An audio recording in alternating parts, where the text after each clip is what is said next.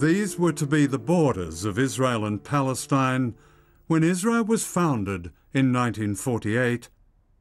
And this is what's left of Palestine today, fragmented and dislocated by a military occupation that defies international law and is backed by one of the world's most sophisticated propaganda machines.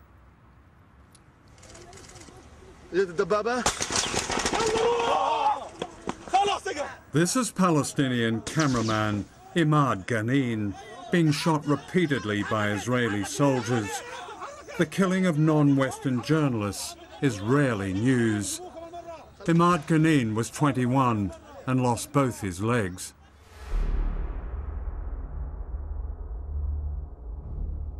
Ten journalists have been killed by Israeli forces since 1992, and many more have been wounded. The pioneering Glasgow University Media Group has just published its latest study on the media reporting of Israel and Palestine. I think what it comes down to is a basic knowledge that journalists have, which is quite simply that if they criticise Israel, then it's potentially trouble. If they criticise the Palestinians, then there is much less of a problem. So they might use a word like occupation, but they won't say military occupation, they won't say military rule, they won't explain in detail what it means. They certainly wouldn't do it routinely to explain in detail what it means to be living under military rule and why the Palestinians, from their point of view, are trying to overthrow that military rule, trying to throw off that control. Professor Greg Philo heads the Glasgow unit. Looking at his research, and it comes through very clear, is a certain state of fear exists on who the Israelis will complain to. They say in the research, producers worried, will they complain at Director General level?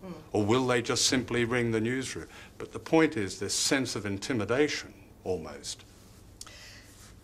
Welcome to the world of a correspondent who has to deal with this pressure on a daily basis. Yes, where I would take issue with you is the fear factor, because actually no correspondent that I have come across who is used to working in Jerusalem particularly or dealing with this stuff fears it at all. I was thinking of people here at Television Centre. We don't fear it either. We take a lot of it, but we don't fear it. After we did the first book, I gave a number of talks to journalists in Britain, to BBC journalists, and I spent time with people who were senior producers on television news. And one of them said to me, in the context of quite a heated discussion that was going on with other journalists, he said, listen, he said, we wait in fear. That was his exact words. We wait in fear for the telephone call from the Israelis. He said the only issue we face then is how high up it's come from them. Has it come from a monitoring group? Has it come from the Israeli embassy? And then how high has it gone up our organisation? Is it the duty editor? Has it gone above that? Is it the Director General?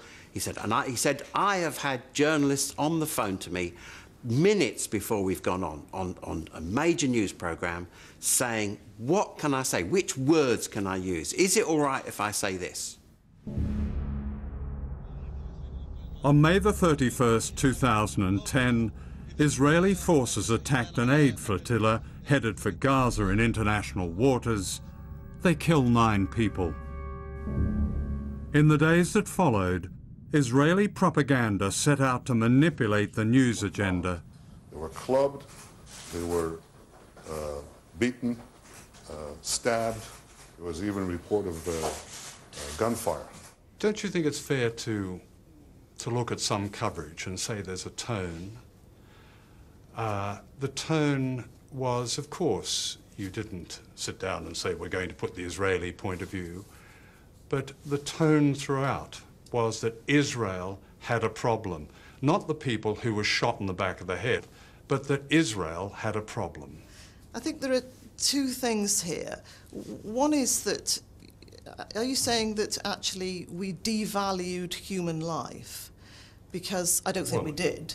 No, I didn't say that. But I think it's legitimate to ask what the implications of this were going to be for Israel, which is what that question was attempting to do. Tonight at 10, the Israelis under pressure after the raid on ships taking aid to Gaza. Hundreds of activists in the convoy were detained in Israel, including at least 40 British nationals. They were pushing everybody and people running around, and they were hitting us with the back of the guns. The Israelis are accused of carrying out a bloody massacre, but they claim it was self-defense. Our planning for yesterday's interception was for a peaceful police operation. Our sailors on the job were told you are to use minimum force and maximum restraint. The top of the main news was Mark Regev, unchallenged. Mark Regev, as you know, is the chief Israeli propagandist. Mark Regev is a spokesman for the Israeli government. Now, you can describe him as a propagandist, well, if you like. What else is he? Please tell me. Well, that's a pejorative way of putting what government spokespeople are.